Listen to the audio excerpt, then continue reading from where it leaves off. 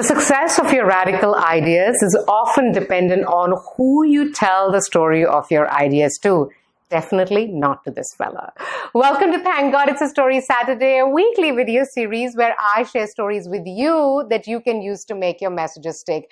Now, you may wonder, why do I have Wang Wang, which is the name of this dog, on my lap here today? Well, we got Wang Wang 7 years ago from an organization called SOSD here in Singapore, which is Save Our Street Dogs.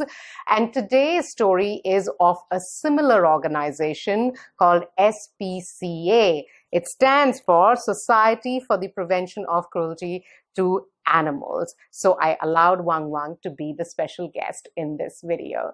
So a lot of you may not know that SPCA was actually an organization set up to kill street dogs and cats.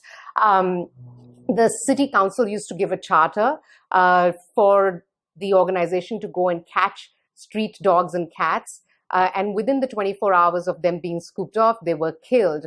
So in a year, roughly about 4 million cats and dogs were killed, and this was happening in the city of San Francisco.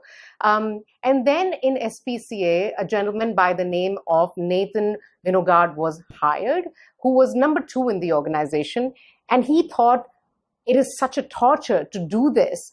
So why can't we, unless the animal is ill or dangerous, why can't we get them rehomed and adopted?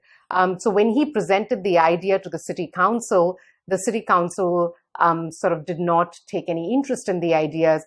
And people from all around the world, from different SPCAs, flew to San Francisco to testify against the idea.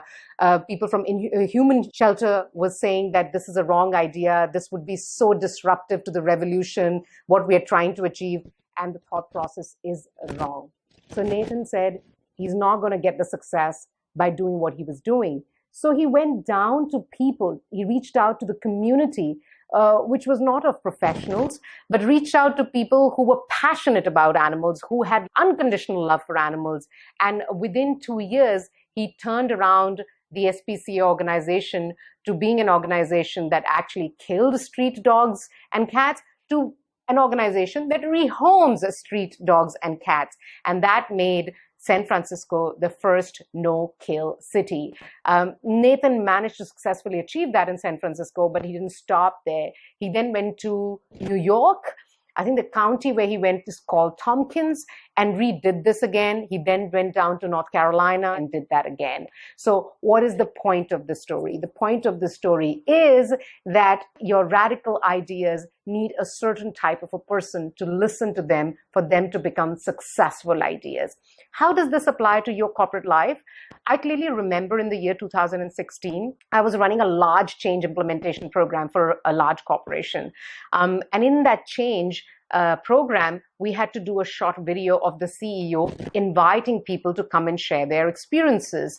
I wrote the script for that video, and as soon as I shared it with the team members who were on the project with me, they said, this is so out there, because I was telling a story in that video. And I wasn't going with the standard reasons, benefits, and knowledge about why these people should come and share their experiences. And they said that the CEO would never accept it. So I listened to them and I wrote a script too, which was the standard, here's the reason why you should come, and here's the knowledge you'll get, and here's the benefit.